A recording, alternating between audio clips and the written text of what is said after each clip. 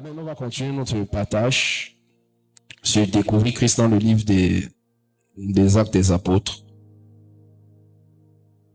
On va prendre Actes chapitre 2.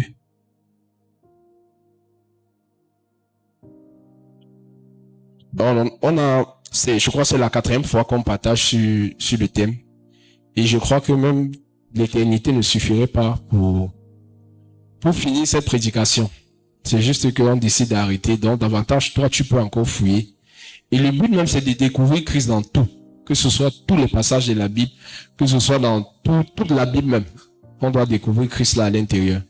Parce que peu importe ce que nous cherchons, peu importe ce à quoi nous aspirons, si ce n'est pas trop Christ qu'on retrouve dans nos recherches, c'est que ce que nous avons trouvé, c'est une chose vaine. Parce que c'est Christ qui authentifie, c'est Christ qui rend légal les choses. Peu importe ce que tu as pu trouver, peu importe ce que tu as pu gagner, si à l'intérieur, Christ n'est pas révélé, c'est que ce que tu as obtenu, c'est en vain. Peu importe la manière avec laquelle tu as bataillé, peu importe. Si ce n'est pas Christ par derrière que tu trouves, c'est la vanité. C'est la vanité. Et quand on parle de découvrir Christ dans le livre des Actes, il y a Christ, on sait que Jésus est mort, il est ressuscité, il est allé au ciel. Et on a parlé de Christ comme loin. Et quand on parle de Christ comme loin, ça parle de manifestations en fait. Et ces manifestations-là, elles doivent être activées. Jésus a accompli une œuvre, mais on voit que cette œuvre-là ne se manifeste pas comme ça. Tout simplement, les malades ne guérissent pas de manière spontanée. Ça ne se manifeste pas de manière spontanée. Et dans le livre des Actes, on va voir comment les apôtres ont pu activer cette manifestation-là. Et dans la prédication, dans le livre des Actes, on parlait beaucoup en ce qui concernait la mort, sa résurrection, la résurrection de Jésus, son ascension, tout ça et consort. Et maintenant, tout ce que nous vivons, toutes les manifestations qui sont observées dans le livre des Actes, découlent de cette mort-là et de cette résurrection. Et on voit maintenant un mécanisme par lequel les apôtres, eux, ils ont pu activer Christ. Par lequel Christ a pu se manifester de manière palpable. Et on va prendre Acte 2, verset 42, jusqu'au verset 44. Il persévérait dans l'enseignement des apôtres, dans la communion fraternelle, dans la fraction du pain et dans les prières. La crainte s'emparait de chacun et il se faisait beaucoup de prodiges et de miracles par les apôtres. Tous ceux qui croyaient étaient dans le même lieu et ils avaient tout en commun. Amen. Amen. La Bible nous dit ici, dans le verset Acte 2, 42, on dit, il persévérait dans l'enseignement des apôtres. On parle de la communion fraternelle, dans la fraction du pain et dans les prières. Et ensuite, maintenant, au verset 43, on voit les manifestations. Ça veut dire que ce qui a été cité au verset 42, c'est ce qui a activé Christ. Parce que toutes ces manifestations, c'est la manifestation de Christ qui se manifestait. Et on voit l'une des manifestations de Christ, il y a la crainte de Dieu. Il y a la crainte de Dieu. La Bible dit que Jésus était animé, il avait l'esprit de crainte en lui. Et maintenant, dans la manifestation de Christ, on dit la crainte s'emparait de chacun. Il faisait beaucoup de prodiges et de miracles par les apôtres. Ici, c'est les apôtres qui le faisaient, mais c'est Christ qui faisait au travers d'eux. C'était la manifestation. Christ se manifestait au travers d'eux par des miracles, par la crainte de Dieu qui était manifeste. Et on voit que ce qui activait ça, c'était la persévérance à ces choses qui a été citées au verset 42. Amen. Donc, pour que Christ soit vu dans le livre des Actes, il y a des choses que les apôtres faisaient, ce dans quoi ils persévéraient. Amen. Et quand on regarde, nous tous on sait ce que c'est que persévérer. Et dans la persévérance, on parle de l'enseignement des apôtres. Et généralement, dans l'église, nous sommes fidèles quand même. Chacun écoute les enseignements pour sa part. Chacun écoute. On essaie de persévérer. C'est difficile quand même de voir quelqu'un qui n'écoute pas les enseignements en semaine. C'est un peu rare pour les chrétiens, je le sais. Que ce soit en ligne, que ce soit un truc que tu as téléchargé, on persévère quand même dans l'enseignement. La communion fraternelle, on essaie de faire comme on peut. Mais l'aspect que je vais révéler aujourd'hui, c'est la fraction du pain. Les prières, quand même, on persévère dedans. Mais on constate ici, tout ce qui a été dit ici, on persévère, mais en ce qui concerne la fraction du pain, on ne persévère pas dedans. On ne persévère pas. Généralement, nous les disciples, nous persévérons dans la prière, on persévère dans la communion fraternelle, on persévère dans l'enseignement, mais très peu persévèrent dans la fraction du pain. La fraction du pain ici, ça parle de la Sainte Seine, la communion fraternelle, la Sainte Seine qu'on va prendre aujourd'hui. Et pour que nous puissions persévérer dans quelque chose, il faudrait que nous sachions les bénéfices que cela va nous apporter. Amen. Et lorsque on n'est pas conscient de ce que quelque chose nous apporte, je crois que c'est qu'on ne va pas s'attarder là-dessus. On ne va pas s'attarder là-dessus. Beaucoup savent que pour leur croissance, ce dont ils ont besoin, c'est d'écouter les enseignements, c'est de prier. Mais il y a quelque chose de fondamental et de capital en ce qui concerne la fraction du pain. Amen. En ce qui concerne le repas du Seigneur, je vais dire ça comme ça. Et on voit que c'était la source. Ces choses qui ont été citées, c'était la source de la manifestation visible de Christ dans le livre des Actes. On dit c'est dans ça qu'il persévérait. Et on constate qu'on ne peut pas vivre une certaine crainte de Dieu si on ne prend pas aussi le repas du Seigneur de manière régulière. Et quand je vais un peu toucher, on va comprendre.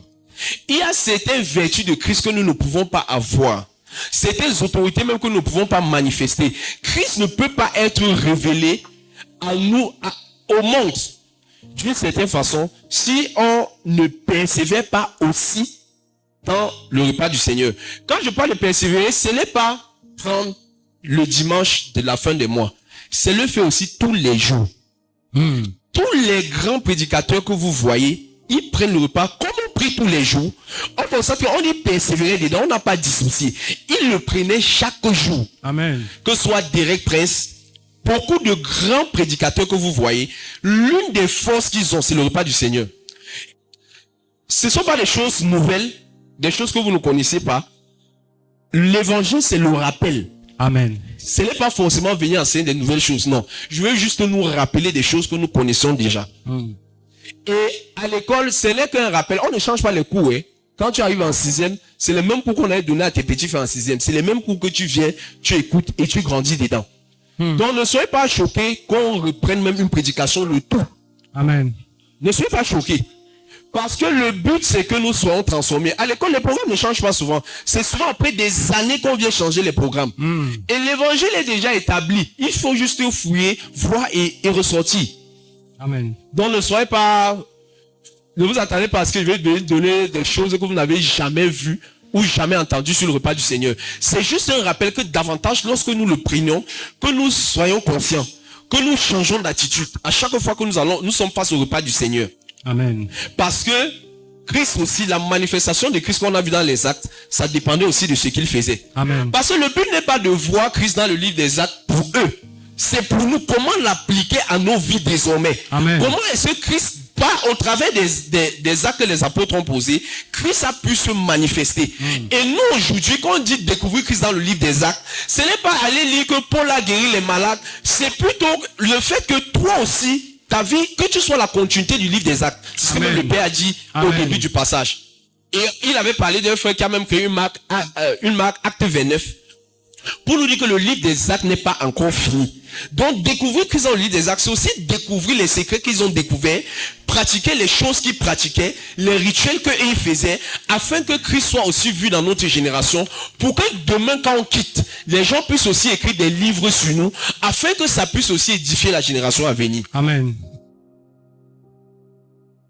On va prendre, je ne serai pas long, et on va beaucoup prier. On va prendre 2 Corinthiens, chapitre 11.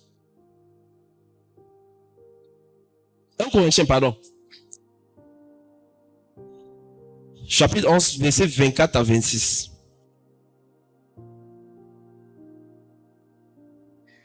Et après avoir rendu grâce, le rompit et dit, ceci est mon corps qui est rompu pour vous. Faites ceci en mémoire de moi. De même, après avoir soupé, il prit la coupe et dit, « Cette coupe est la nouvelle alliance en mon sang. Faites ceci en mémoire de moi, toutes les fois que vous en boirez. Car toutes les fois que vous mangez ce pain et que vous buvez cette coupe, vous annoncez la mort du Seigneur jusqu'à ce qu'il vienne. » Amen. Amen. Dans la Bible, le texte est écrit, Paul écrit ici aux Corinthiens. Et parfois, par exemple ici au Cameroun, lorsque on parle, on a un certain langage. Si je mange un repas ici au Cameroun, je dis que peut-être le riz ici c'est la mort. Tous les Camerounais savent ce que je suis en train de dire. On sait que je suis en train de dire que c'est bon. Mais si on avait un frère gabonais à l'époque, il disait que l'amour est où? L'amour est où? On disait que c'est la guerre. Il ne comprenait pas le contexte. Et maintenant, les Écritures aussi, Paul parlait, lorsque les apôtres parlaient, ils parlaient aussi selon le contexte de l'époque. C'est pourquoi si on ne peut pas chercher ce que veut dire certains mots, on ne peut pas bien comprendre ce qu'il était en train de dire. Amen. C'est pas si on voit. C'est comme ça que les Écritures sont. Quand Paul, par exemple, dans le livre de Galates, va parler de l'adoption. Nous, ici au Cameroun, il y a l'adoption. Mais chez eux, là-bas, c'était un truc tellement solennel. C'était un truc qu'ils connaissaient. Et c'est par là que Paul est passé pour les expliquer le salut, la rédemption, en fait. Et tu vois, à chaque fois, c'est ce qu'on appelle l'anthropologie. Même pour enseigner, parfois, il faut connaître un peu l'anthropologie. L'anthropologie, tu viens comprendre comment les peuples vivent et tu adaptes ça à l'évangile. Et à chaque fois que l'apôtre Paul prêchait, c'est ce qu'il faisait. Amen. Il prenait des réalités que les peuples vivaient et sur la base de ça, il les enseignait Christ. Amen. Il les enseignait Christ. Et j'ai fait cette recherche, on me dit qu'à Ninive, par exemple, qu'ils avaient une divinité qu'ils adoraient, qui était le poisson. Et qu'ils ont été attentifs à la prédication de Jonas, parce que Jonas est sorti du poisson. Wow. Tu vois comment Dieu s'est servi de ce qu'eux ils croyaient. Vous voyez peu, pour pouvoir les enseigner. Et maintenant, l'apôtre Paul parle aux Corinthiens ici. Il a dit ceci, au verset 26, car toutes les fois que vous mangerez de ce pain et que vous boirez de cette coupe, vous annoncez la mort du Seigneur jusqu'à ce qu'il vienne. Nous, dans notre contexte, quand on entend ça, on se dit que quand on boit le pain du Seigneur, on entend dire que Jésus est mort, Jésus est ressuscité. C'est tout. C'est ça annoncé pour nous. Pourtant, dans ce contexte, chez les Corinthiens, pardon, ils comprenaient ce que ça voulait dire. Et maintenant, je suis allé regarder le mot qui est traduit par annoncer, ce que ça voulait dire à leur époque. Que quand Paul disait, j'ai trouvé un article qui parle de ça, que quand Paul disait que vous annoncez la mort du Seigneur jusqu'à ce qu'il vienne, comment est-ce que les Corinthiens comprenaient ça à leur époque? Parce que le repas du Seigneur, c'est quelque chose de très puissant que nous, l'église moderne aujourd'hui, nous banalisons beaucoup. Et on voit que les catholiques ne rient pas. Je crois qu'ils prennent tous les jours. Oui. Ils ne rient pas avec ces rituels. Ils savent la puissance qui est cachée derrière. Et maintenant, j'ai trouvé un article sur Internet. Le mot traduit par annoncer, c'est le mot katangelo. Katangelo. On dit pour les Corinthiens de leur siècle, le mot signifiait bien plus simplement raconter. Vous voyez, pour nous, quand on dit annoncer, c'est raconter que Jésus est mort, Jésus est ressuscité. On dit que les Corinthiens du siècle passé, pour eux, ça ne signifiait pas raconter. Dans ce qui la mort de Jésus. Il désignait l'action de proclamer publiquement. Vous voyez, dans les choses spirituelles, comment est-ce que ça se manifeste? Ça se manifeste par la proclamation. Par la proclamation. Pour vivre tout ce que, quand on prie, on déclare les paroles, on proclame les paroles. Oui. Et l'un des moyens de proclamer aussi, c'est de manger le repas du Seigneur. Donc lorsque on mange le repas du Seigneur, tu dois être conscient que c'est comme un acte juridique que tu es en train d'établir. Donc tu dois proclamer. Et on dit, ça veut dire proclamer publiquement. Et quand on dit publiquement, il ne s'agit pas, la sphère publique n'est pas composée que de vous. Il y a aussi des esprits qui sont engagés dans l'affaire. Des esprits qui nous tourmentaient, des esprits qui Nous tous, nous sommes influencés par des esprits, hein. Il faut le savoir. Nous tous, nous sommes influencés par des esprits. Il faut savoir que le bon esprit t'influence. Amen. Nous tous, tous les actes que nous faisons sont influencés par des esprits. Et maintenant, en proclamant ainsi le repas du Seigneur, c'est un peu comme un huissier. Ou peut-être, vous savez que c'est l'huissier qui fait appliquer la loi lorsque le juge donne une sentence. C'est lui qui descend peut-être pour mettre, si on avait pris la maison si illégalement, quand le juge a proclamé la loi, l'huissier va descendre et venir te proclamer la loi que tu dois sortir. Donc ce que nous faisons quand nous prenons le repas du Seigneur, nous sommes en train de proclamer, quand il parle d'annoncer sa mort et sa résurrection là, nous sommes en train de déclarer tous les bénéfices rattachés à la mort et à la résurrection de Jésus. C'est pourquoi on ne peut vivre que des manifestations par la suite. C'est pourquoi on ne peut qu'avoir des vertus par la suite. Lorsqu'on prend le repas du Seigneur, Christ va se voir. Amen. Que ce soit dans son caractère, que ce soit dans la puissance, dans tous les domaines de nos vies, en fait, toi, Christ va être manifeste. Parce que c'est ce que nous sommes en train de proclamer. Donc, on dit qu'Atangelo, c'est proclamer publiquement, c'est annoncer avec autorité. Donc, je vois que les proclamations ne se font pas seulement avec la parole. Je ne sais pas si on voit.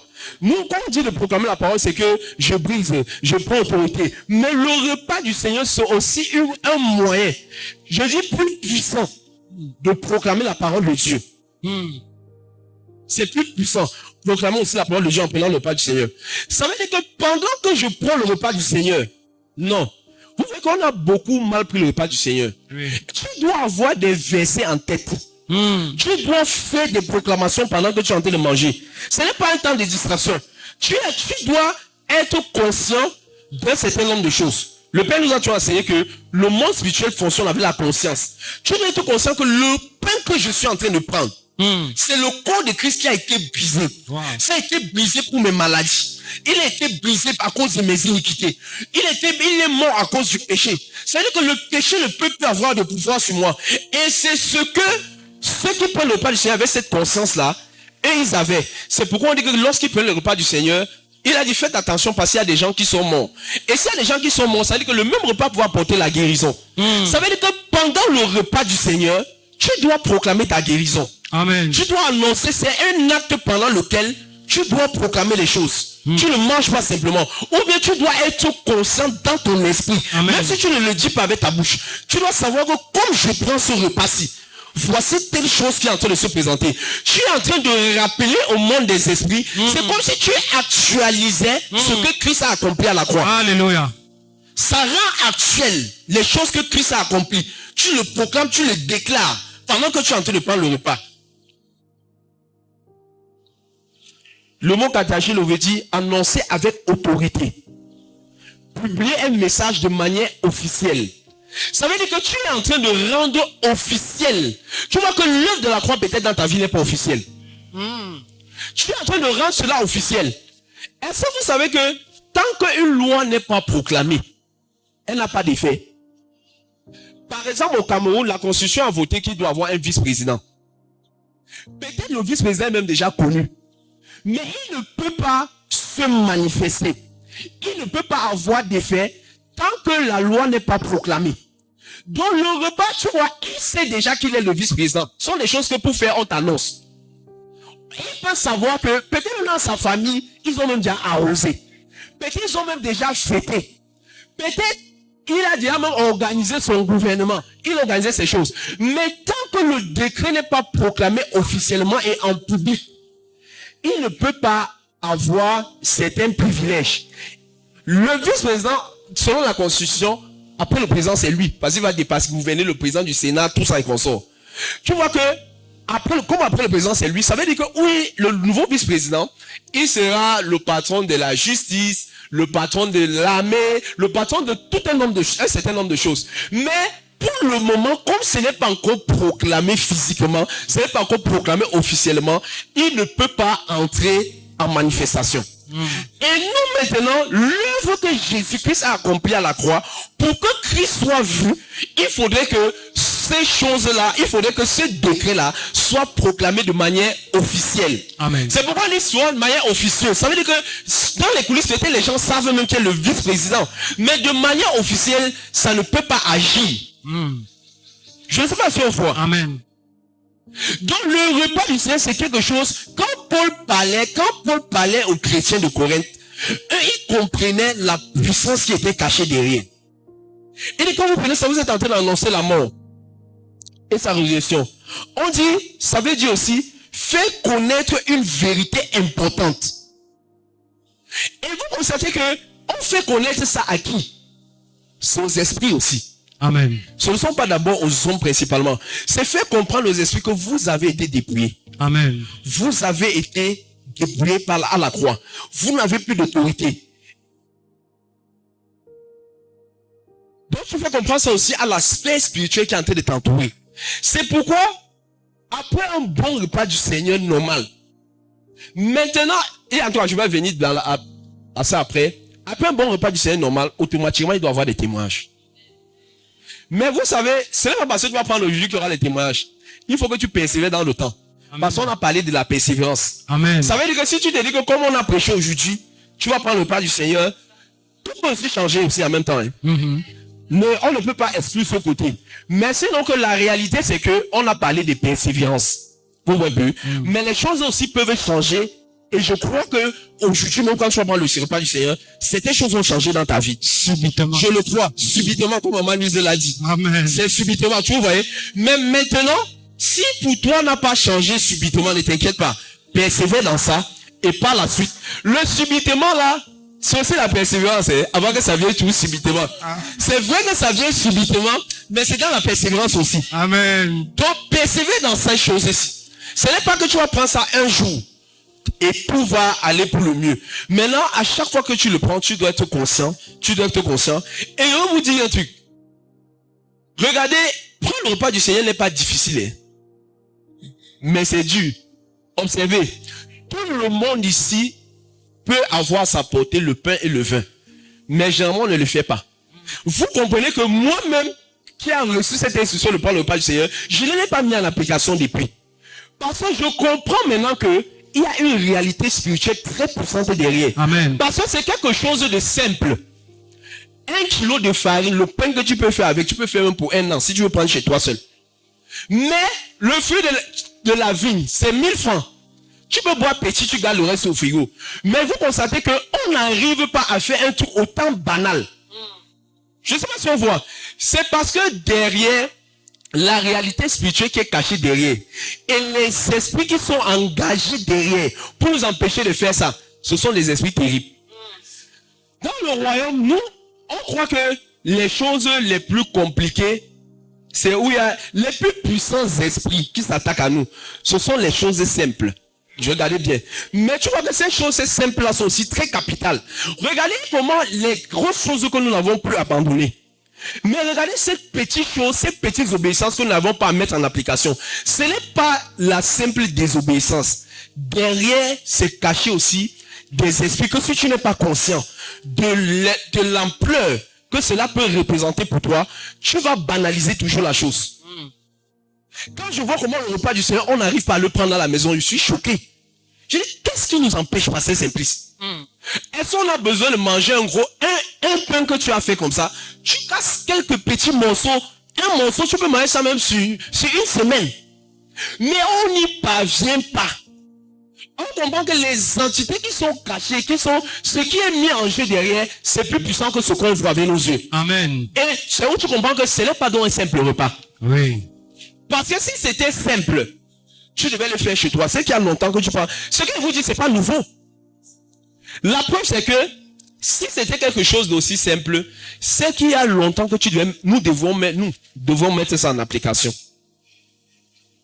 Mais comme les esprits savent, regarde, si quelqu'un prend ta maison, comme la maison dans laquelle nous sommes ici,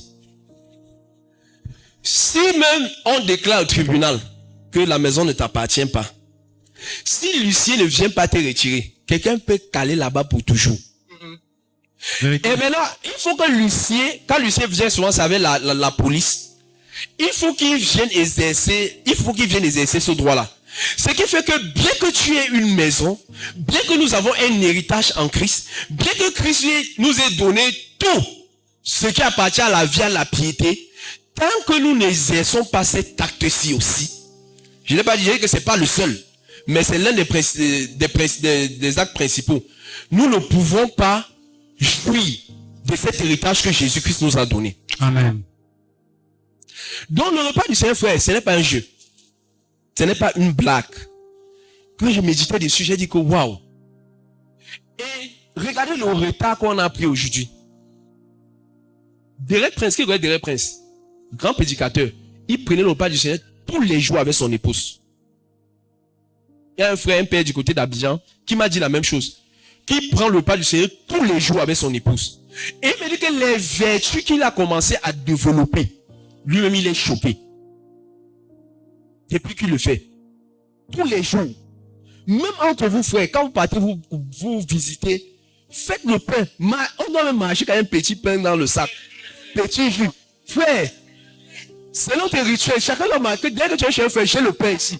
Cherche le jus. On a marché avec ça comme nos gadgets. Je vous dis la vérité. Parce que les sorciers passent le temps à boire du sang. Ils passent le temps à manger la chair. Et plus ils mangent, plus ils sont puissants. Et nous, c'est le sang de Jésus que nous buvons.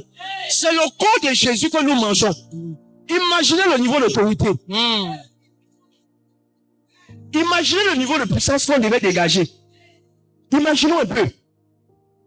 Mais nous, on prend ça de manière saisonnière. Il faut prier seulement à l'église. Non. On dit, il persévérait. Acte 2, 42. Il persévérait l'enseignement des apôtres. Est-ce qu'on écoute les enseignements seulement à l'église? Non. Pourquoi c'est là que le repas du Seigneur qu'on doit prendre à l'église? Question. Et Dieu merci, ça ne coûte pas cher. Dieu merci, tu ne peux pas dire que ce n'est pas à ma portée. Personne ne peut dire ça. Même si le Dieu cher, achète-moi le folerie. Tu déclares, tu parles sur ça. 100 francs, tu achètes ton folerie. J'ai vu dans les églises, il y a des gens qui font ça. Non, pas les moyens, ils achètent le folerie. Regardez, c'est maintenant qu'on parle que vous réalisez, non? Quand on faisait même croire.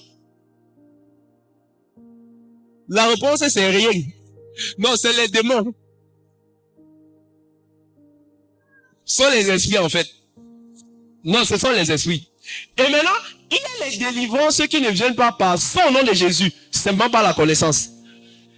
Amen. Les délivrances, c'est les plus grandes formes de délivrance. Dès qu'on parle comme ça, les écarts tombent, l'esprit la part. Amen. Ce sont des forteresses parfois.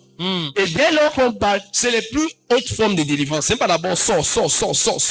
Amen. Beaucoup de chrétiens ont besoin de délivrance. Même ça, c'est une délivrance. Amen.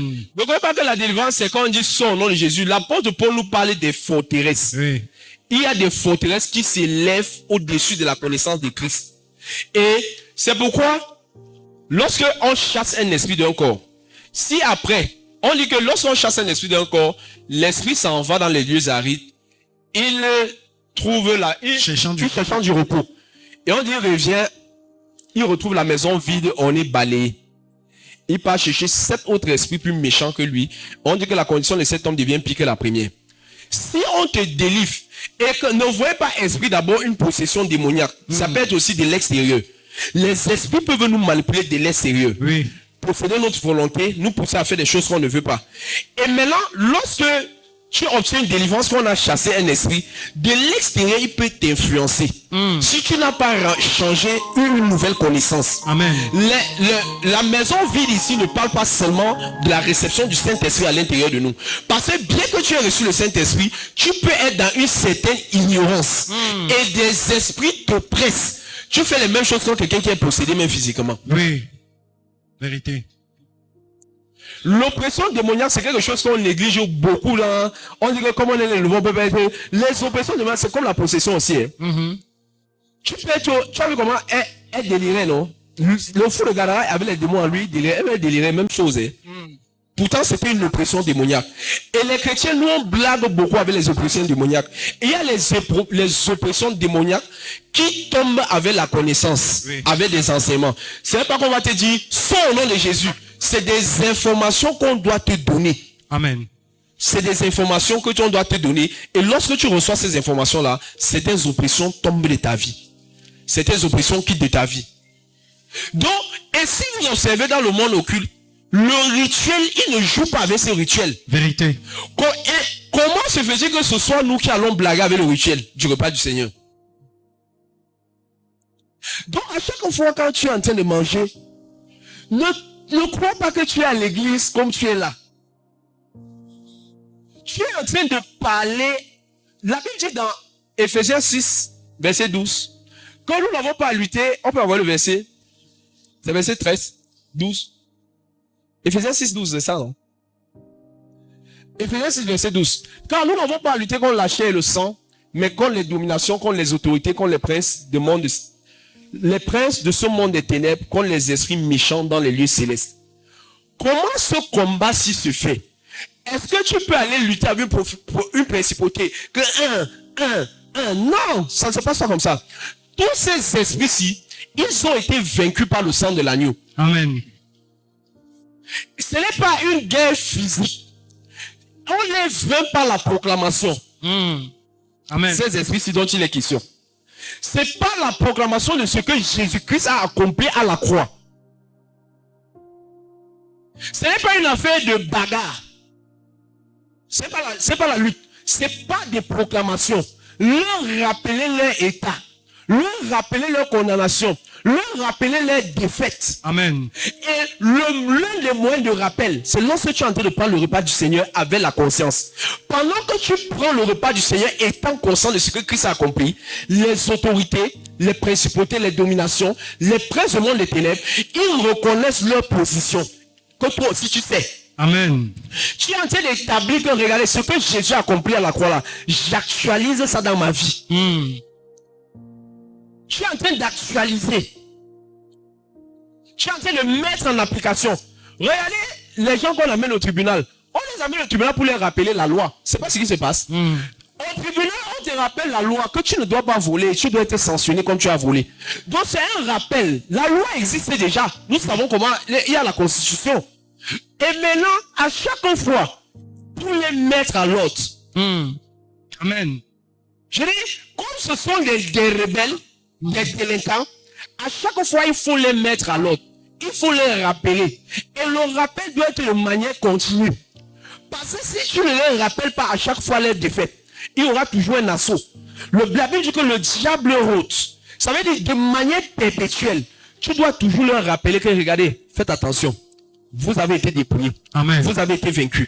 C'est fini pour vous. Que Jésus vous a vaincu.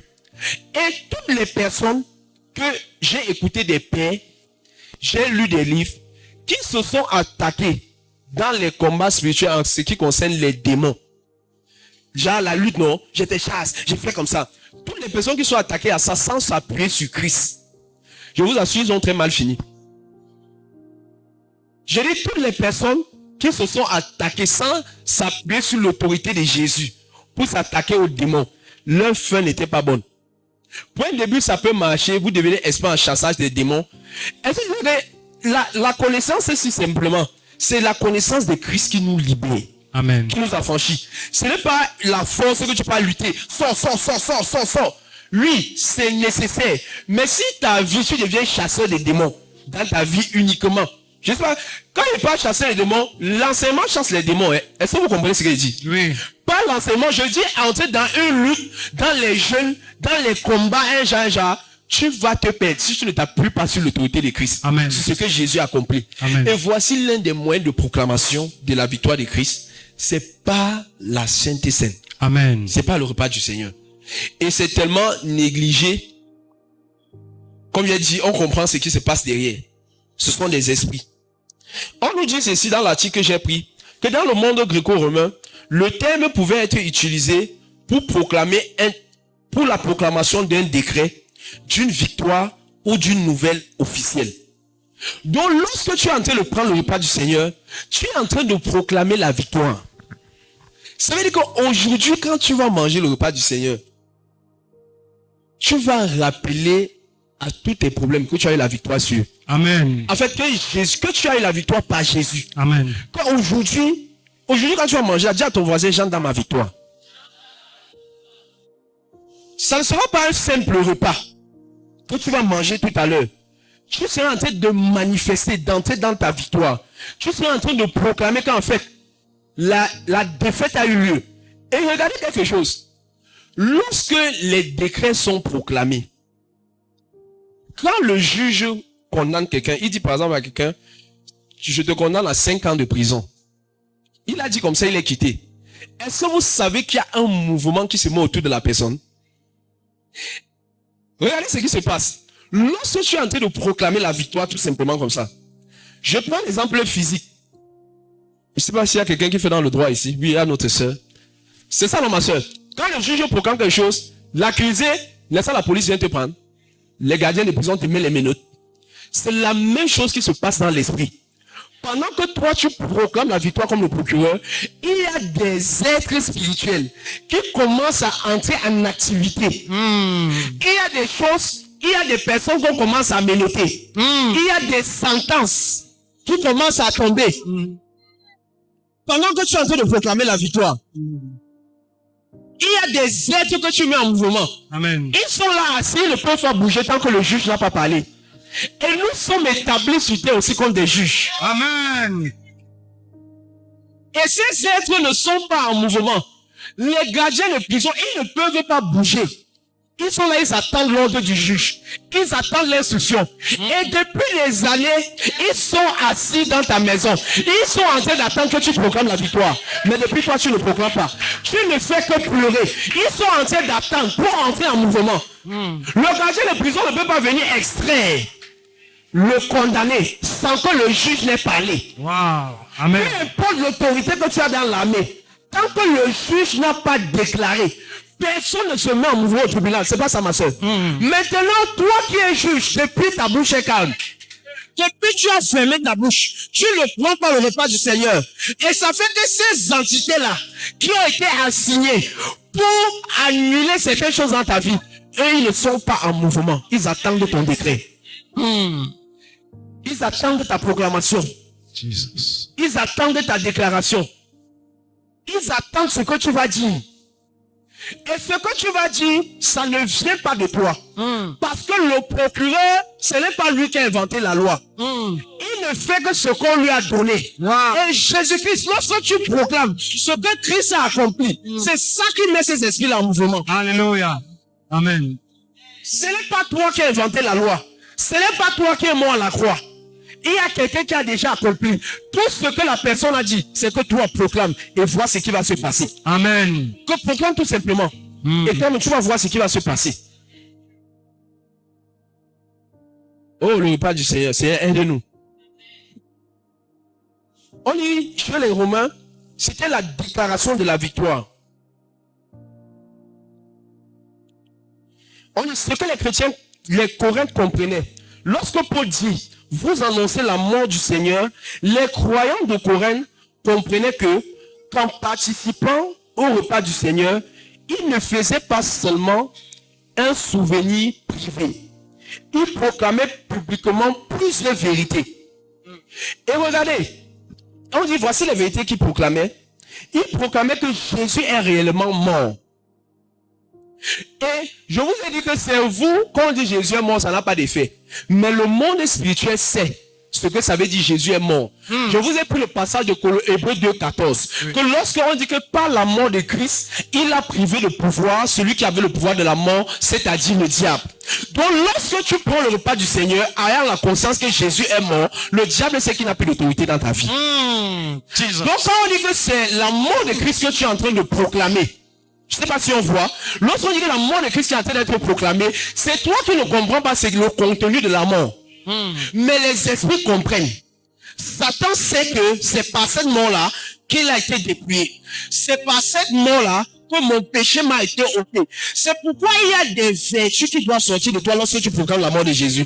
Parce que c'est à cause de cette mort. S'il y a un certain type de caractère qui résistait dans ta vie, certaines oppressions qui subsistaient dans ta vie, c'est la mort de Jésus qui a résolu le problème. Amen. Toi, en prenant le repas, Tu dois être conscient que voici le problème qui est en train d'être résolu. Alléluia. À cause de la mort. Vous voyez que ça ne dépend pas de nos efforts. Ça dépend de ce que Christ, lui, il a accompli. C'est pourquoi nous n'avons pas d'excuses. C'est simpliste. Oui. Beaucoup de prédicateurs qui prêchent la grâce de Dieu aujourd'hui, ils prêchent la grâce de Dieu pour conforter les gens dans leur péché. Beaucoup de personnes, quand ils parlent de la grâce de Dieu aujourd'hui, ils disent que même si tu es une prostituée, même si tu fais ça, oui, Jésus ne nous condamne pas. Mais ceux qui ne comprennent pas, parce que c'est simpliste, arrête un peu la bouteille ici. Voici le péché de l'homme. Et lorsque l'homme a son péché comme ça, son péché, ce qui le conduit, il est esclave. Il est vendu au péché. La grâce de Dieu, c'est que Dieu est venu ôter ton péché comme ça. Et lorsqu'il ôte ton péché, tu deviens libre. Ça veut dire que maintenant tu as la capacité de faire ce que Dieu veut. Amen. Tu ne dois pas prendre la grâce de Dieu, un prétexte pour vivre dans le péché. Amen. On dit que nous sommes morts au péché. Le péché a été ôté. Au contraire, ceux qui vivent dans la grâce de Dieu ont une meilleure vie de sanctification même. Amen. Parce qu'ils comprennent que ce n'est pas par leur force. Ceux qui veulent se sanctifier par la loi, c'est très difficile. Maintenant, ils comprennent que c'est par Jésus-Christ que c'est possible.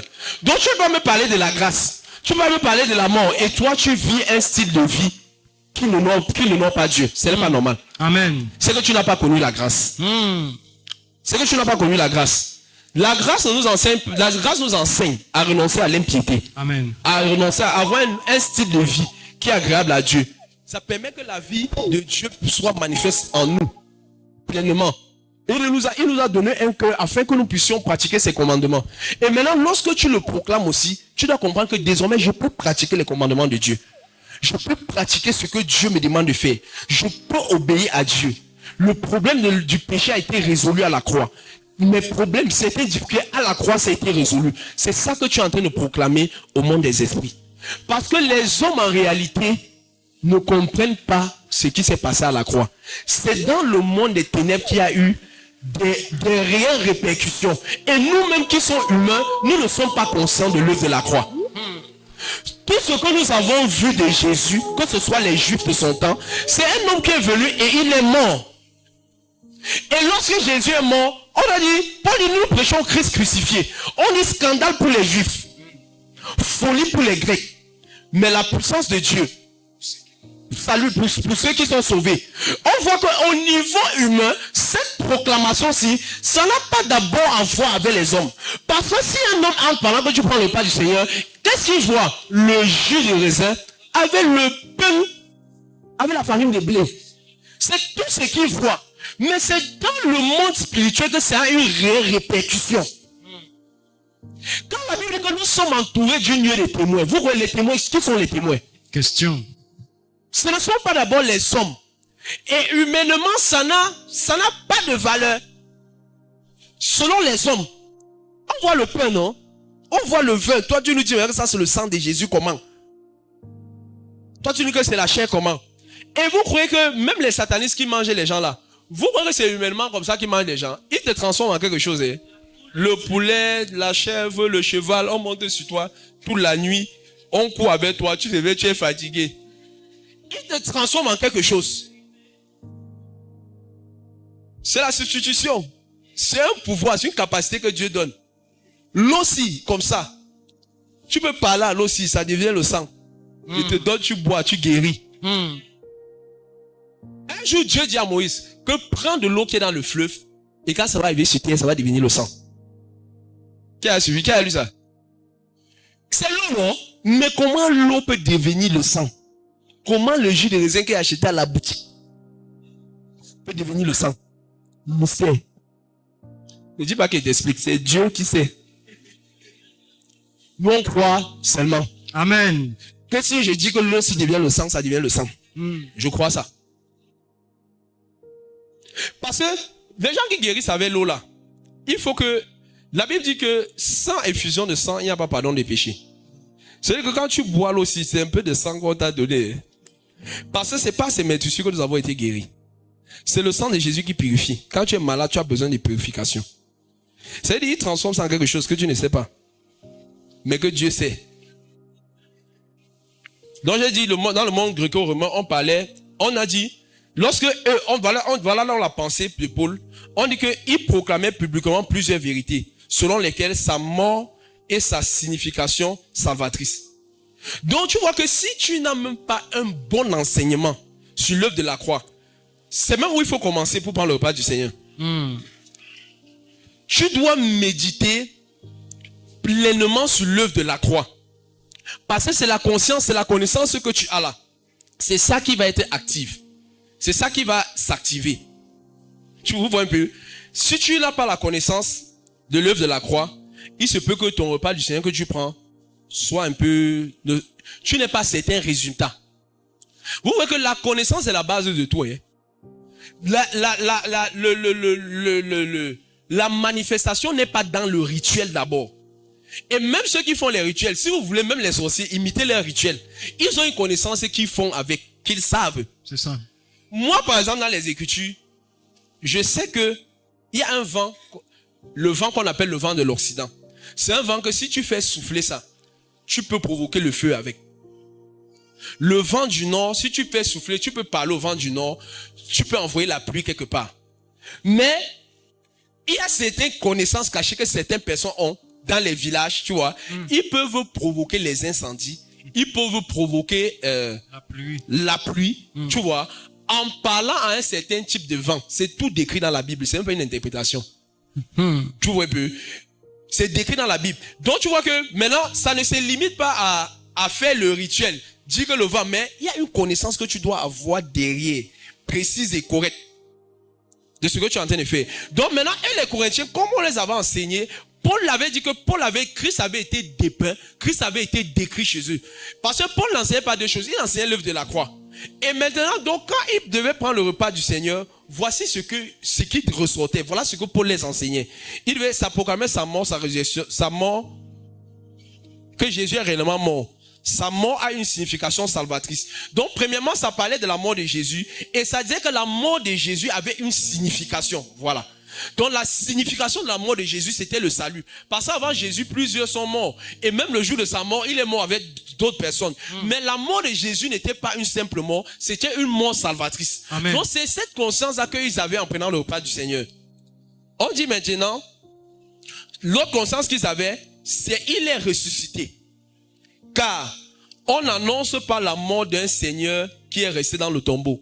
Regardez les connaissances que les Corinthiens avaient. Donc ils savaient que si on proclame la mort de Jésus, ça veut simplement dire qu'il est ressuscité. Parce que ceux qui sont morts, on ne proclame pas leur mort. C'est ça, c'est la pensée des Corinthiens à cette époque-là. Donc tu vois qu'ils avaient la pleine conscience de la mort et de la résurrection de Jésus. Amen. Maintenant par la suite, c'est que il reviendra. Donc, ils avaient aussi conscience, lorsqu'ils prenaient le repas du Seigneur, que Jésus devait revenir. Amen. Il reviendra plus que Paul ajoute, jusqu'à ce qu'il vienne. Donc, dans le 1 Corinthiens, on dit que Paul a dit jusqu'à ce qu'il vienne. On dit mais donc ceci, la scène devenait donc une proclamation visible de l'évangile.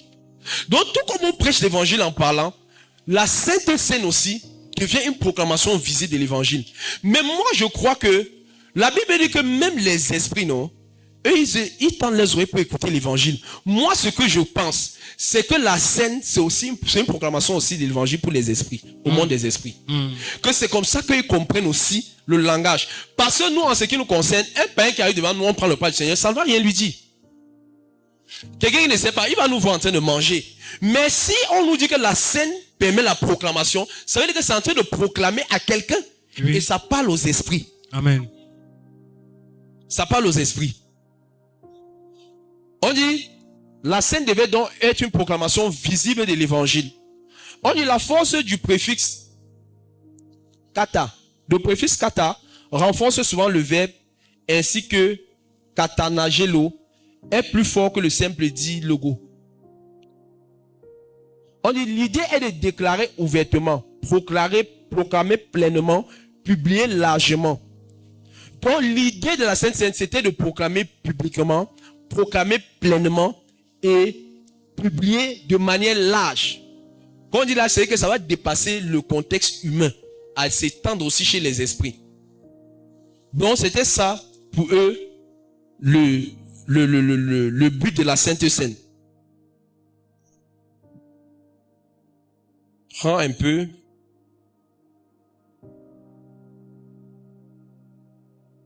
En tout cas. Ok, c'est bon, on dit. Donc la scène n'était pas donc simplement un mémorial, elle était aussi une prédication visible de l'œuvre de Christ. Donc comme on a dit découvrir Christ dans les actes, on voit que la scène ici, c'était aussi de la préfiguration visible de l'œuvre de Christ. Donc au travers de la scène aussi, Christ est vu. Il est vu comment? Par des manifestations qui vont se produire en nous. Après la Sainte Seine. Donc quand on dit découvrir Christ dans le livre des actes, c'est au travers aussi de la Sainte Seine. Christ est vu par des vertus, par l'autorité qui va se manifester après la prise de la scène, par les dominations qui vont reconnaître leur place, qui vont lâcher prise, par les chaînes qui vont se briser dans nos vies. C'est au travers de ça que Christ est vu aussi. C'est au travers de ce moyen-là. Et par la suite, dans le livre des Actes 2, 42, on nous disait, on dit qu'il se faisait beaucoup de miracles, de prodiges, par les mains des apôtres. C'est Christ qui opérait en fait, au travers eux, au travers des apôtres. Et maintenant,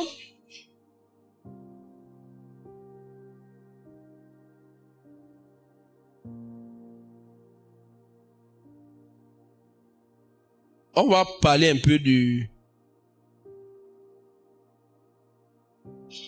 des éléments qui constituent la scène.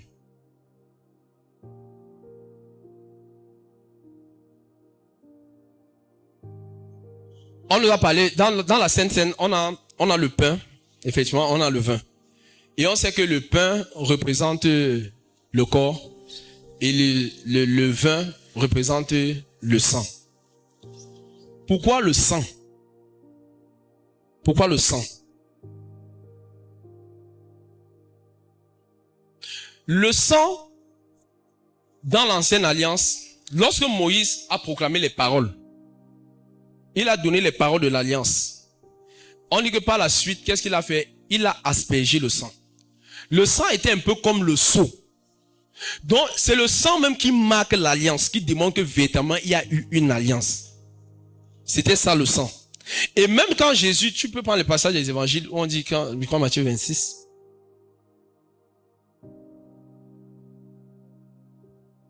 Dans une alliance, c'est deux parties qui s'accordent. L'un dit, moi, je vais faire ci. L'autre dit, moi, je vais faire ça. Vous voyez un peu. Et maintenant, pour authentifier ça, dans le monde des esprits, il faut que le sang coule.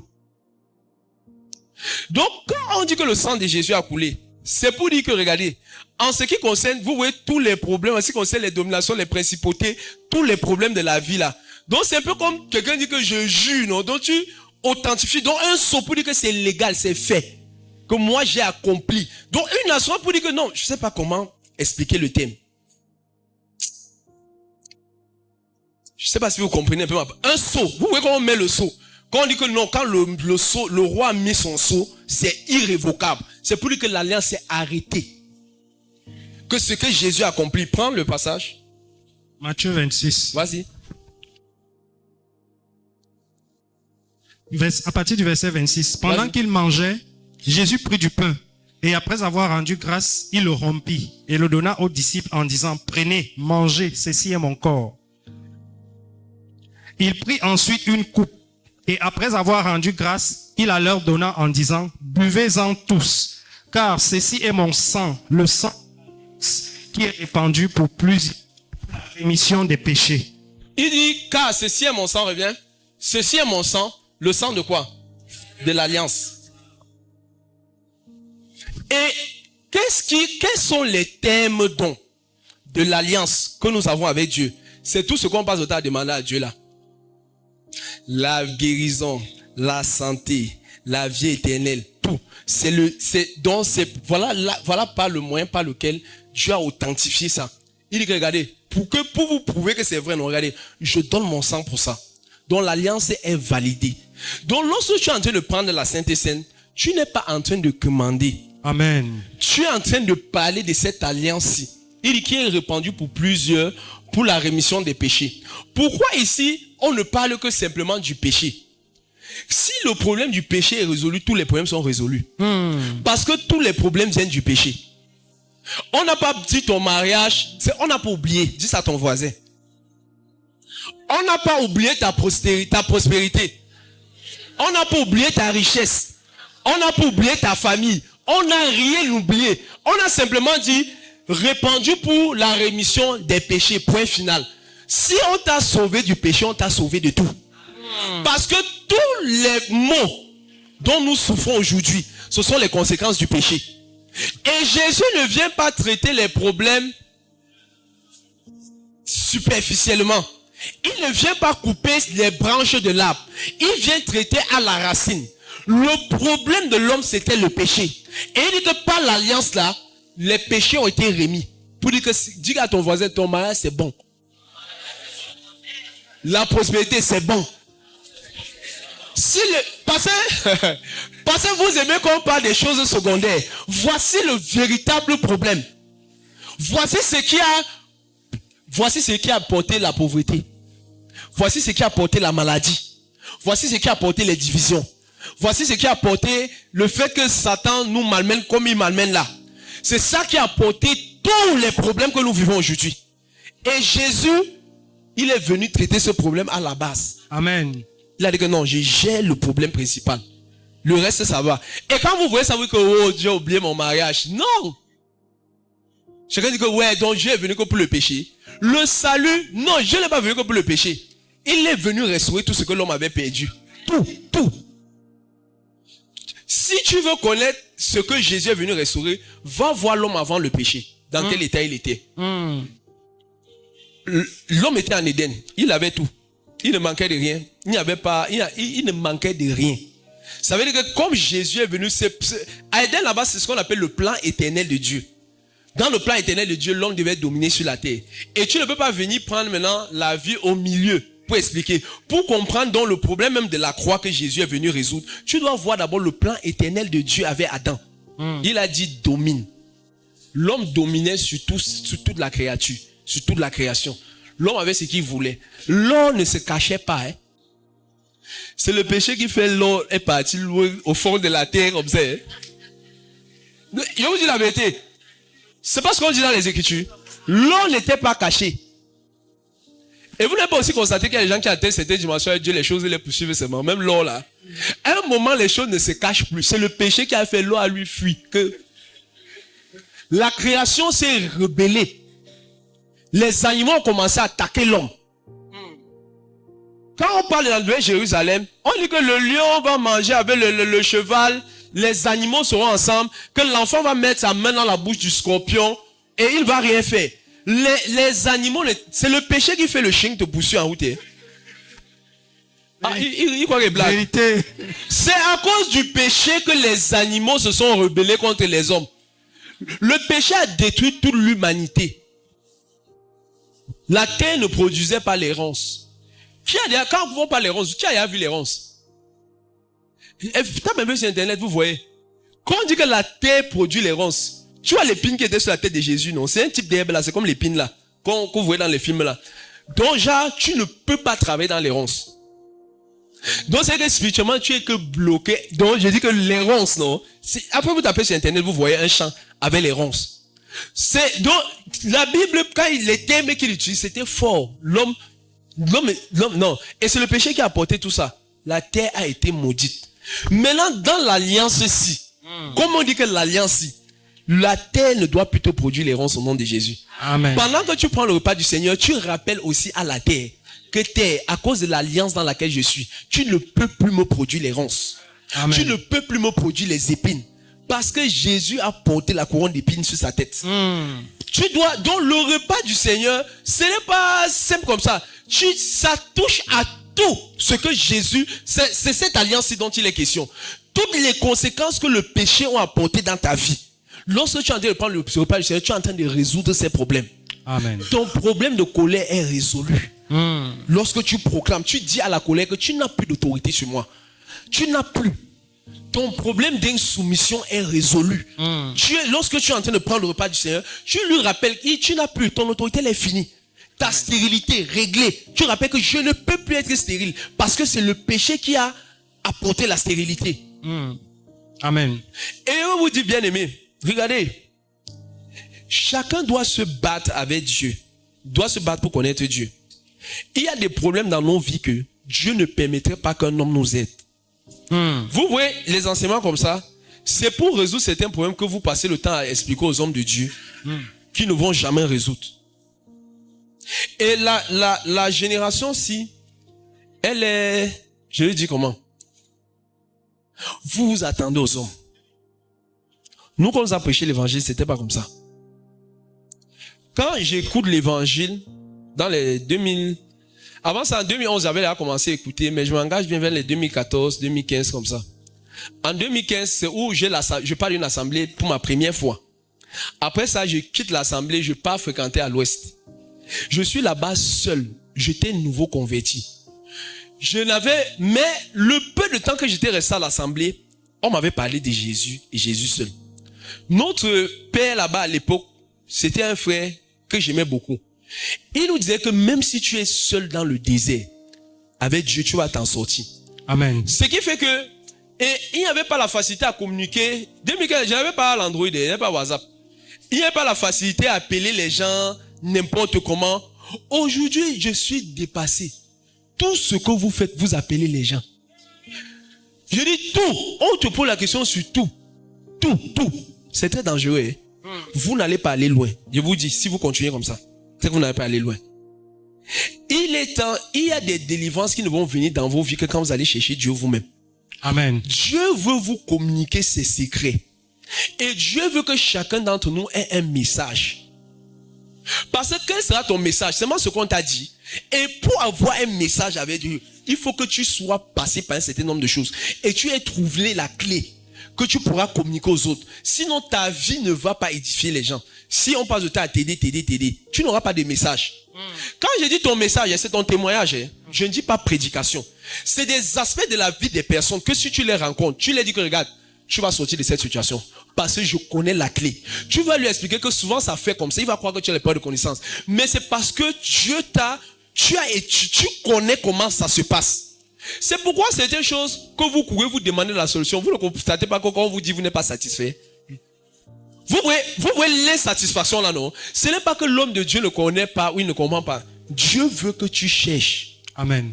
Ce n'est pas dans tout que tu vas chercher, mais chacun a un domaine spécifique dans sa vie, que ce n'est pas un homme qui va lui apporter la délivrance. Que tu vas aller fouiller la parole de Dieu. Dieu va te donner les clés. Et toi-même, tu vas devenir source de bénédiction pour les autres. Amen. Et quand tu ne sais pas ça, tu vas traiter les pasteurs des méchants. Et tuer même les pasteurs. C'est vous qui tuez même les pasteurs. Tu vas traiter des méchants. Tu vas dire que, oh, il ne me gère pas. Regarde, frère. Si tu écris un pasteur, il ne te répond jamais. Sache que tu as la capacité de résoudre tes problèmes. Je te dis la vérité. Tu applaudis, c'est toi. Applaudis bien. Je te dis, sache que tu as la capacité. Sache que la réponse est proche de toi. Parce que la preuve, c'est que par une prédication comme ça, Dieu peut te libérer. Toi-même, la prédication, rien ne sort comme directive. Tu comprends que tu dois chercher Dieu. C'est pour nous pousser à chercher Dieu un peu. Tu vois, tu avais entendu que l'homme de Dieu, si telle personne a eu tel témoignage, l'homme de Dieu est puissant. Toi, tu pars, ta part ne sort pas. Tu dis que, mec, que tout le monde est témoin, sauf toi. On donne la prophétie sur tout le monde, sauf sur toi. On ne prophétise. Tu crois que Dieu ne te voit pas? Qu'on a prophétisé sur tout le monde. Je vous ai parlé de 3 personnes, non, qui ont été délivrées dans la Bible. L'autre a touché le vêtement de Jésus. L'autre a dit que viens imposer les mains à ma fille. Peut-être toi tu es le centenier. C'est une parole seulement ta part, c'est suffisant. Pas besoin de te toucher forcément. Frère, c'est connaissons Dieu. Cherchons à connaître Dieu. Amen. Sinon, non, moi quand j'étais étudiant, je passais souvent les mains comme ça. Je disais que qui m'envoie un verset même pour qu'il confirme que je suis encore un enfant de Dieu. Personne n'envoie. Tu vas seulement persévérer toi seul. Il n'y avait pas de motivation. Je dis rien. Les frères, on était coupés à Bafsam. Les frères, on était coupés. C'est que tu es seul. La dépression, on dit que j'ai chanté la dépression, ça dormait qu'avec moi. Donc tu restes comme ça. Je disais que si il tombe, je veux dire quoi à l'apôtre quand il veut le voir à Yaoundé. Tu restes comme ça seul. Souvent tu te lèves, tu ne vas pas tomber. Tu dis qu'aujourd'hui, je ne vais pas tomber. Mais, Kakou Sera avait dit, quand tu n'as pas la volonté de faire les choses, Dieu t'aide. Même si tu es où, Tu dis que Seigneur, je ne veux pas. Mais mon corps, Dieu va t'aider. Il a refusé certaines choses dans votre tête, vous n'allez pas tomber. Les gens ne tombent pas, c'est pas parce qu'ils sont forts, je vous dis la vérité. C'est parce qu'il y a des choses qu'ils ont dit que je ne ferai pas ça. Et même si ton corps a lâché, non, même si on a été mené comme une brebis à la boucherie, Dieu va venir te porter. Moi, quand on m'a expliqué un témoignage, ou c'est son collègue, ou c'est qui, un chrétien comme ça dans une cité, et dans la cité, tout le monde sait qu'il est chrétien. Un jour, il voulait tomber avec une fille, c'est les voisins qui sont venus l'arrêter. Que tu ne fais pas ça. Vous voyez? Tu vois, Dieu va veiller, même ton voisin va venir t'arrêter. Mais même le voisin, tu vois, refuse seulement dans ta tête que, Seigneur, moi je ne peux pas, je ne veux pas faire ça. Je ne veux, c'est pas la force, hein. Les choses de Dieu, c'est pas la force. Quand tu me dis que tu es fort là, c'est où tu es même perdu. Ce n'est pas la force. Je dis que moi, j'ai été dans les moments de faiblesse terribles. Des moments, des occasions de vol. J'étais délégué. J'étais délégué des délégués à l'université. Je sais pas, pour vous les chrétiens, oui, on nous payait chaque trimestre. On nous payait quand j'étais à l'université. À l'université, frère, je vois vous êtes trop mou aujourd'hui. J'arrivais au forum, on fait le forum comme ça. Ils font avec les professeurs agrégés, les médecins. Ils disent que l'homme doit avoir les rapports sexuels tôt. Donc c'était un forum sur la sexualité comme ça. Les médecins expliquaient que si un homme n'a pas les rapports sexuels tôt, il peut avoir le cancer de la prostate, il peut avoir ceci, il peut avoir cela. J'ai gâté la conférence. J'ai que une intervention. J'ai pris le micro. Donc quand ils ont commencé les bêtises, j'ai vu les gens partis. Oh, j'ai parlé. Maintenant, le docteur qui était assis, le panéliste disait que ce n'est pas le débat entre vous deux, monsieur. Il disait que vous avez les églises là, vous dites que les églises vont faire comme ça. Je disais que Dieu n'a pas envoyé l'église, tu envoies la parole de Dieu. Donc le débat c'était maintenant sur nous, la conférence est gâtée, c'est le forum. À la fin, je vois une fille vient me chercher le lendemain. Je vois les panélistes. Elle me dit que Joss me avait dit que quand quelqu'un parle, s'il a le même esprit que toi, tu vas connaître. Dieu que ça, tu étais parlé, ça va, tu n'as rien dit. Maintenant, tu es le même esprit avec moi, comment? J'ai dit que waouh, elle se présentait pour une enfant de Dieu. Et vous, aujourd'hui, les chrétiens, on sait d'abord que tu es chrétien à ton école. On sait que tu es chrétien. Dites aux gens que vous êtes chrétien, ça va vous garder. Parce qu'il y a des choses que tu ne pourras plus faire. On va dire que pasteur, même toi, quand tu arrives quelque part, dis vite. Parce que si tu tardes, non, l'oppression qui va s'élever. Et vous connaissez l'université des temps, sinon.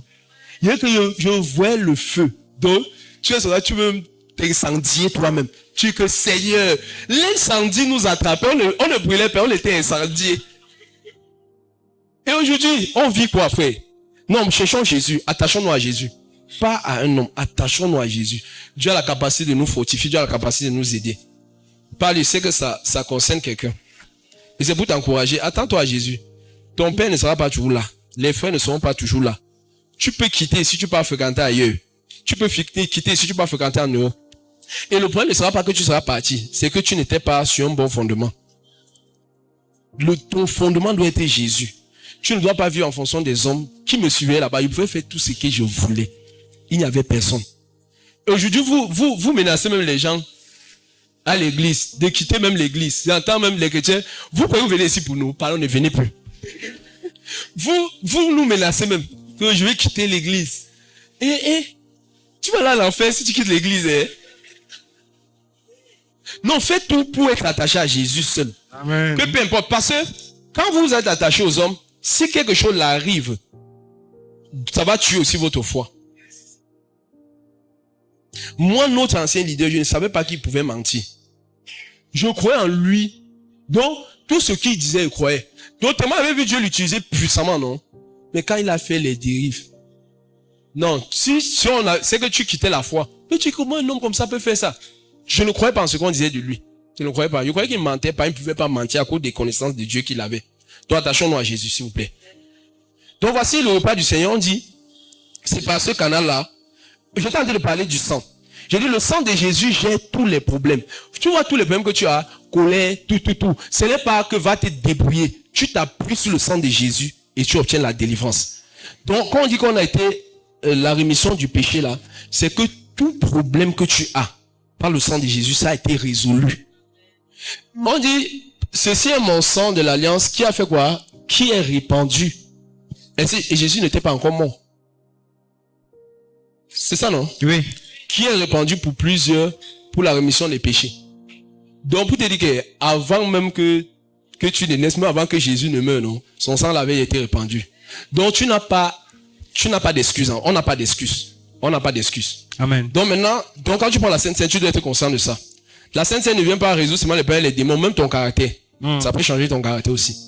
Donc si tu prends régulièrement, faisons les essais, non? Sur un mois, prends la Sainte Seine. Ton mari va nous témoigner. Je n'aime pas les témoignages des gens. C'est les maris des gens qui doivent témoigner leurs femmes et les femmes témoignent leurs maris. Ton mari va témoigner, ta femme va témoigner sur toi. Amen. Elle va te dire que chérie, tu as changé. Tu ne boxes plus, tu n'es plus un boxeur. Donc, essayons ça. Maintenant, on dit le sang. Le sang établit l'alliance. C'est le sceau de la nouvelle alliance. Le sang aussi servait d'expiation. On sait, en ce qui concerne le péché. Donc, quand tu es en train de expier, c'est que ton péché est ôté. Hein. Donc, maintenant, quand tu prends la Sainte Seine, tu dois être conscient. Tu dois penser aux choses qui te tracassent, aux péchés qui te tracassent. Tu dis, tu es conscient que tu proclames que c'est ôté. À cause de cette alliance dans laquelle je baigne. Donc, quand je bois le repas du Seigneur comme ça, je suis en train de proclamer que telle chose qui était dans ma vie qui ne glorifiait pas Dieu est ôtée. Amen. Que je suis en train d'être ôté. Donc, c'est le remède qu'on va prendre tout à l'heure. Donc, tu vas comprendre, donc c'est ton remède. Tu vas prendre ça dans un état très différent. Tu sais que voici ma guérison, voici ma solution. Et tu sais, si on ne voit pas Christ derrière, on va prendre ça de manière banale. Oui. Je t'assure, vois ça vraiment comme Christ qui est en train d'agir au travers de toi. Ne vois pas ça comme le truc que les sons ont préparé. Vois ça comme Christ lui-même. Amen. Qui est en train d'agir au travers de toi. Le sang parle. On dit que le sang parle mieux. Donc, automatiquement, tu dois savoir aujourd'hui qu'on dit que le sang de Christ parle mieux que le sang d'Abel. Tu dois savoir que comme tu es en train de penser ça, Dieu dit les meilleures choses en ta faveur. Ça parle miséricorde. Tu comprends que le sang là, comme tu es en train de prendre l'alliance dans laquelle tu es en train de dire les bonnes choses sur toi. Amen. Et ce qui fait que ça doit purifier ta conscience. Amen. Tu vois les mauvaises choses que tu dis de toi. Les mauvais caractères que tu dis à étiqueter là. Dieu ne veut plus que tu penses comme ça. Parce que le sang de Jésus parle à ta place. Ça dit des meilleures choses sur toi. Ça ne te condamne pas. Ça ne te rabaisse pas. Ça ne te diminue pas. Ça ne t'humilie pas. Au contraire, tu dois aussi savoir maintenant ce que Dieu dit sur toi. Amen. Hébreux 12, verset 11.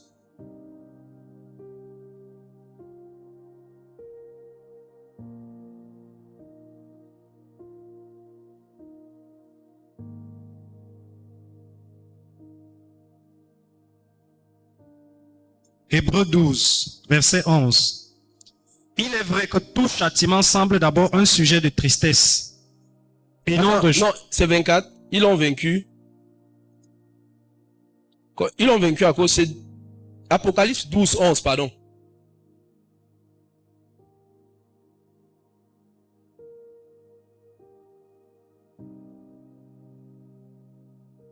Ils l'ont vaincu à cause du sang de l'agneau et à cause de la parole de leur témoignage.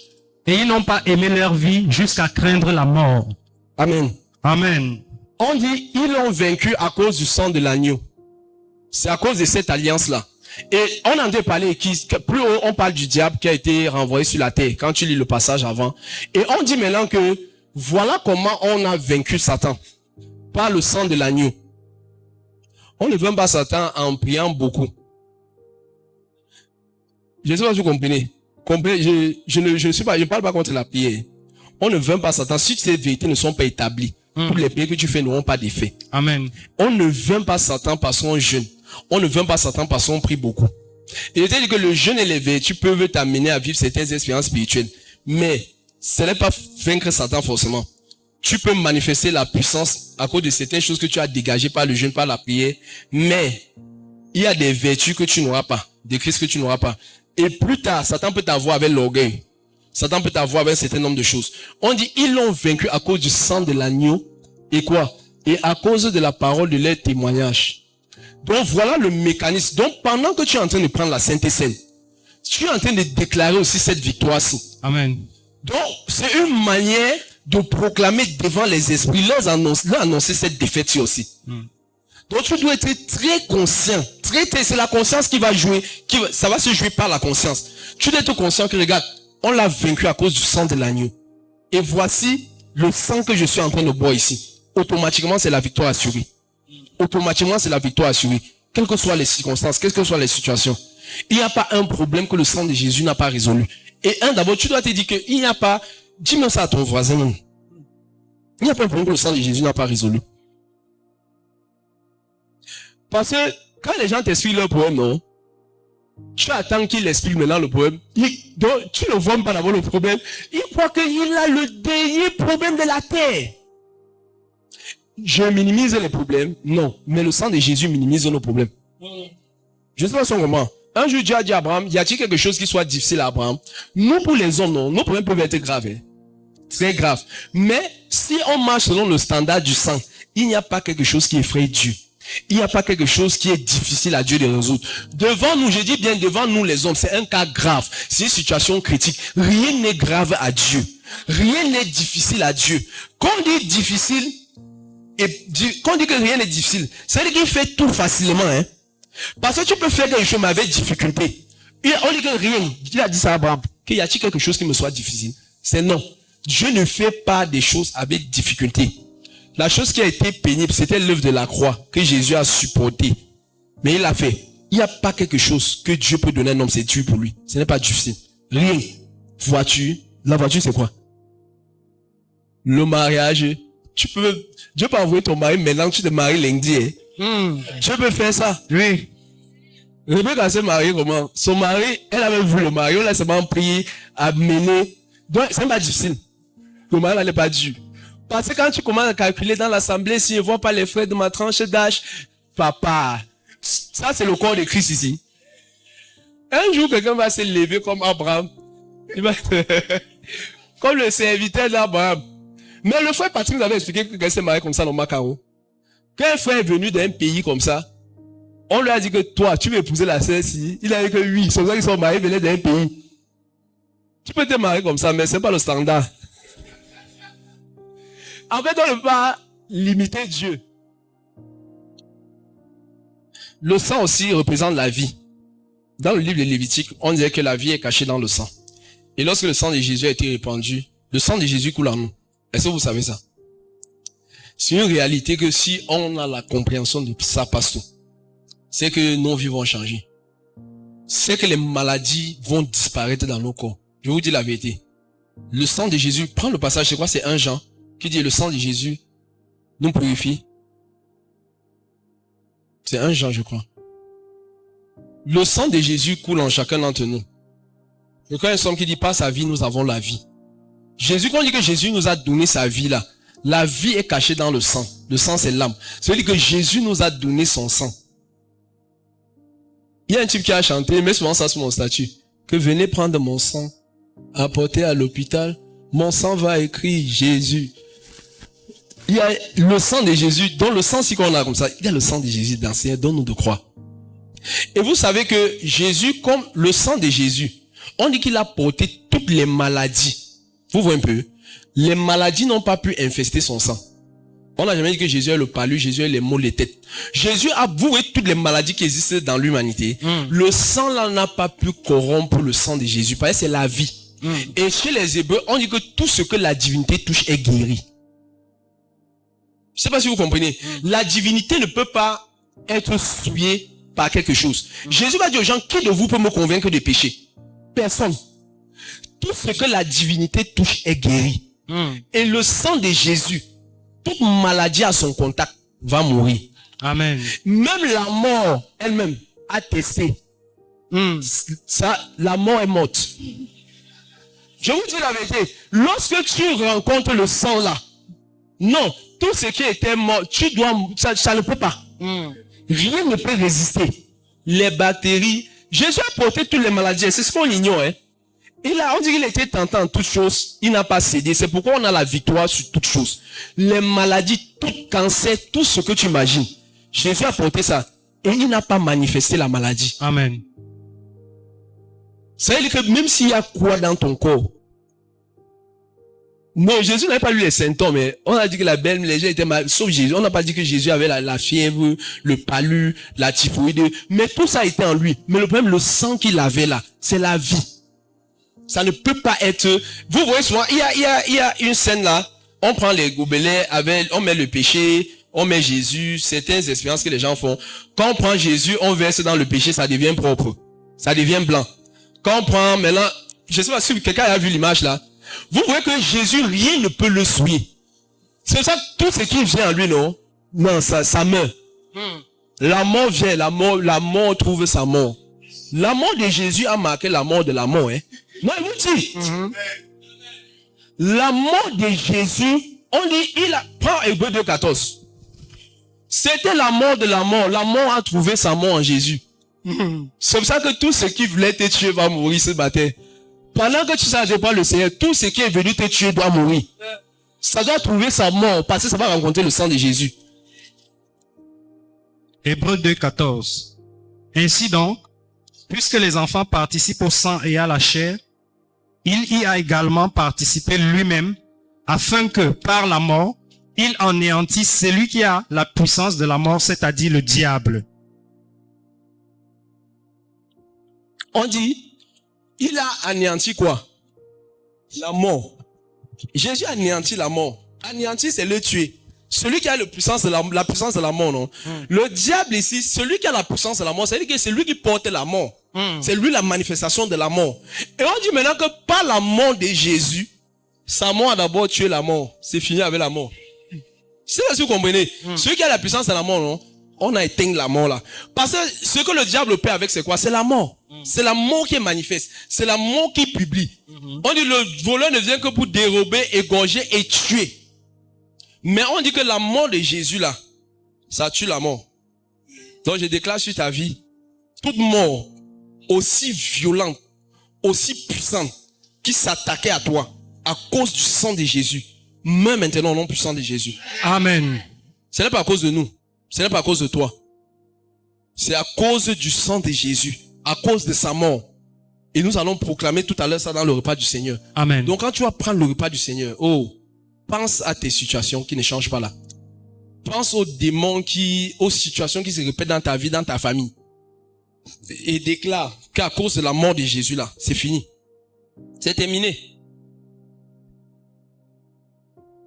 Et vous savez que le problème du péché a été résolu de l'intérieur. À la racine, à la base.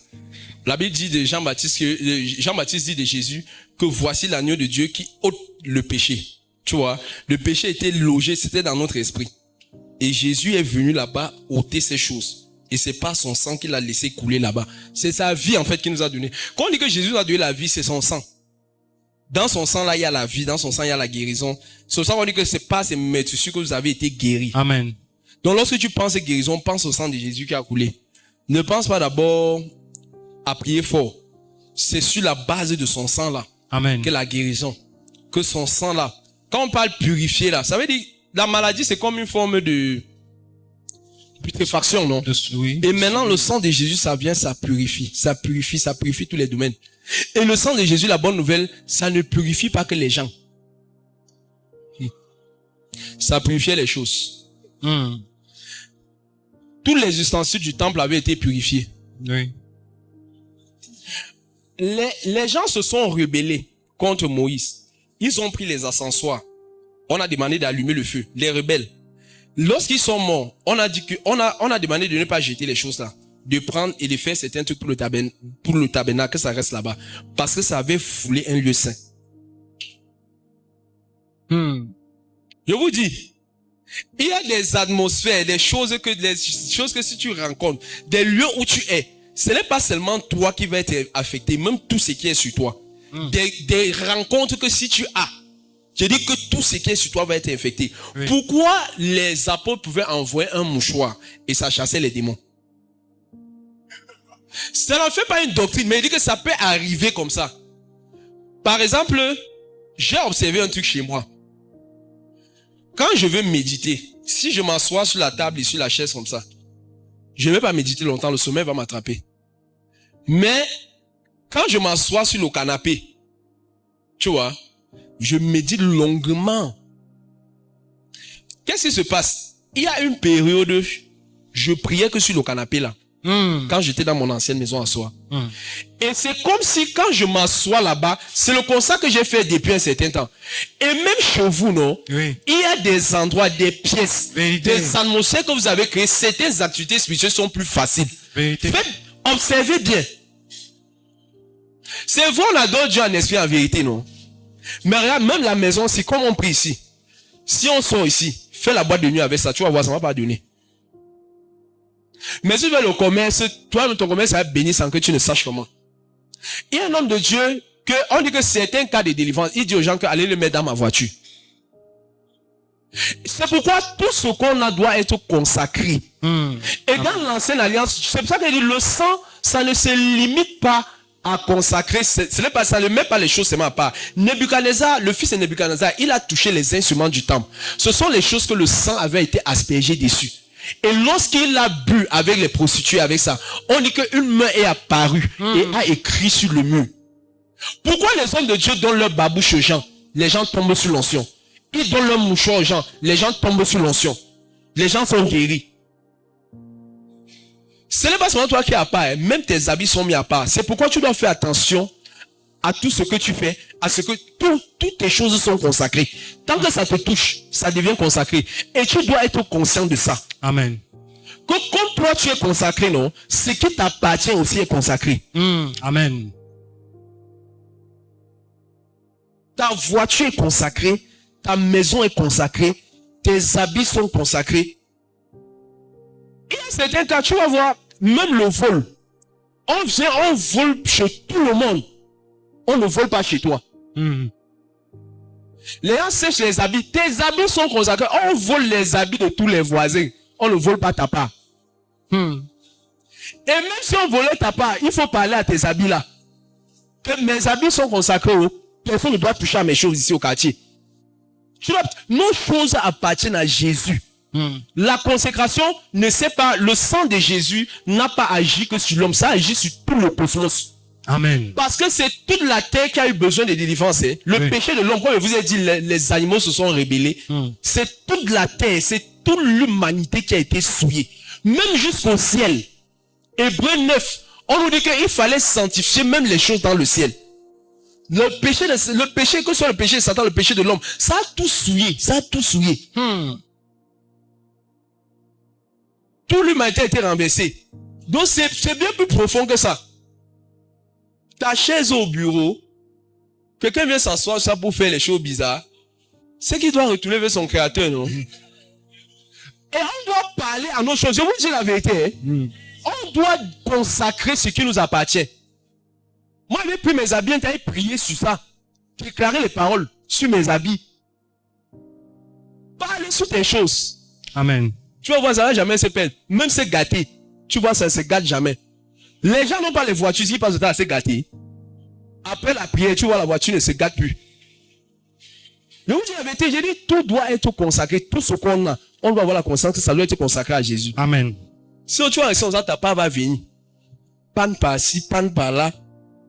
Incendie, ceci, cela. Pour que les incendies sont naturels. C'est les vents. C'est ça. Tu as écouté bien l'enseignement. Donc, le sang de Jésus, ça agit partout. Ça agit partout. Ça agit partout. Ça passe par la proclamation.